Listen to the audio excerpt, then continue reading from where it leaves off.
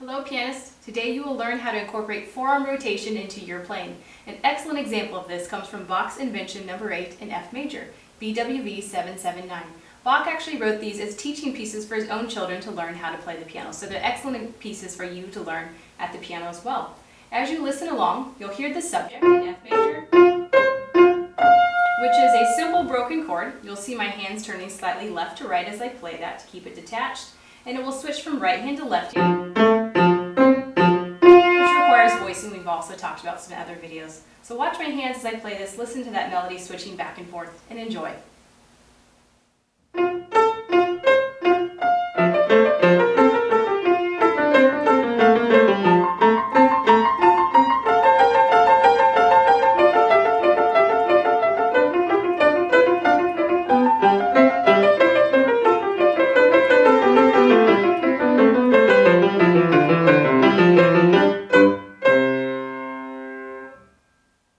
Today we will fine-tune how to play with greater ease and beauty by incorporating an essential technique of forearm rotation as applied to Hanon No. 6 and 5.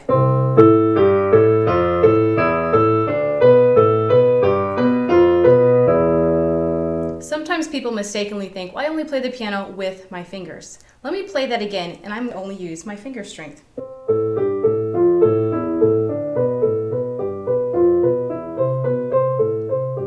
Notice how the sound changed there. If I would play like that for too long, my fingers and my arms would get very tired, could lead to some hand injuries, and the tone is just more shallow, it's irregular. I can't have the control, dynamics, articulation, and ultimately style that I can use when I have that arm weight support.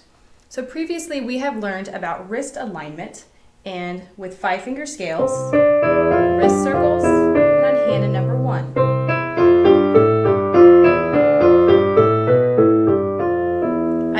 Wrist circles when the notes are moving in the same direction and then turning back around. Forearm rotation will be used when I have the notes that are quickly changing direction from low to high, as in Hanon 6 or No. 5. But these are just exercises, so you can learn how to use these techniques to ultimately play repertoire. So if you have an Alberti bass in your left hand,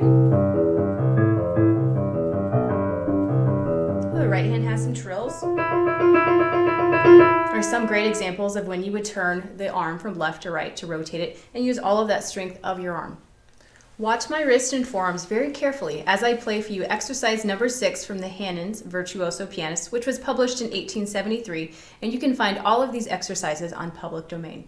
Watch it first, and then I'll teach you how to play with forearm rotation today.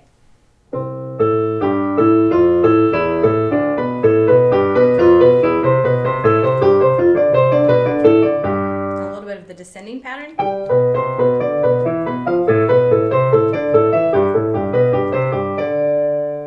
Okay, so let's get you started. Let me first teach you the notes of Hanon No. 6, and then we'll apply those techniques. So I'm going to start with my left hand on C No. 2, and for Hanon it's written as the right hand on C No. 3. So notice I have to cross in front of my body, which sometimes happens in repertoire.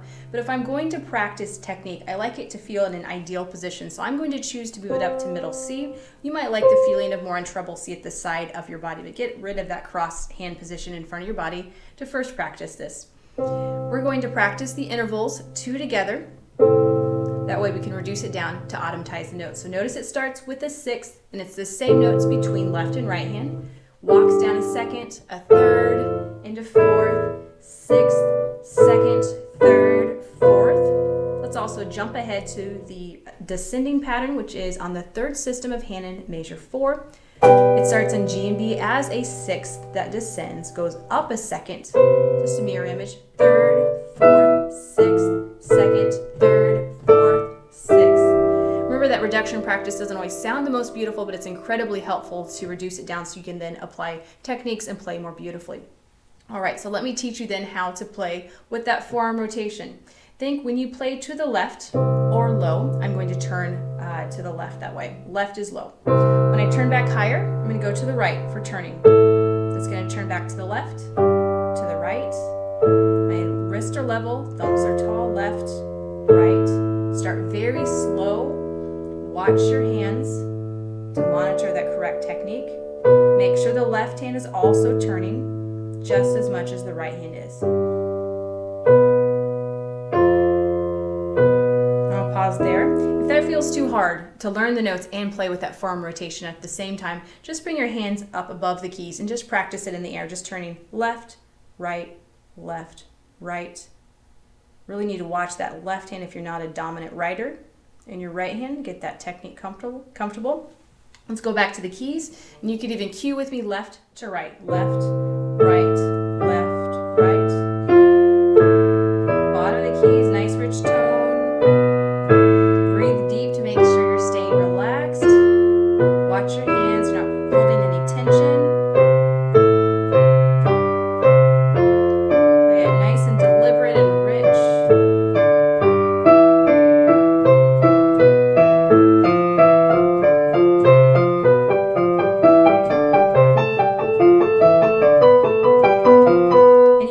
As I started to go faster, my motions became smaller and less perceptible perhaps to your eyes. That's how we first learn. If it's slower, you can exaggerate the motions to set them within your body. As you go faster, they're automatized and a little smaller to the eye.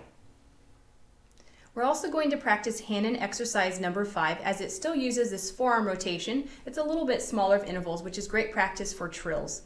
So Hanon number 5, they all start with this C to A. I'm still going to put my hands 2 octaves apart. You might choose 3 octaves apart. Choose what feels most comfortable for you. And the pattern is goes up a 6th, walks down a 2nd, and then I have a 2nd between my middle fingers, another 2nd.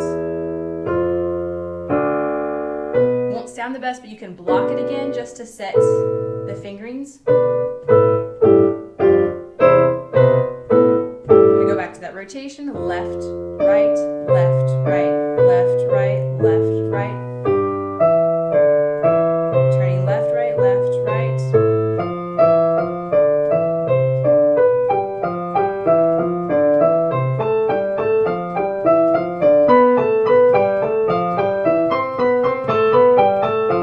And I do a lot of watching of just my left hand as I practice, just to make sure that that technique is correct. I'm not getting tight at all.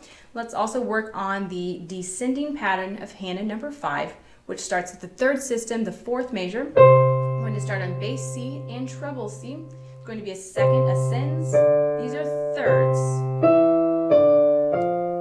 You can also reduce that down into 2nd, 3rd, 3rd, 3rd down a step. Left, right, left, right, left, right, left, right, left, right.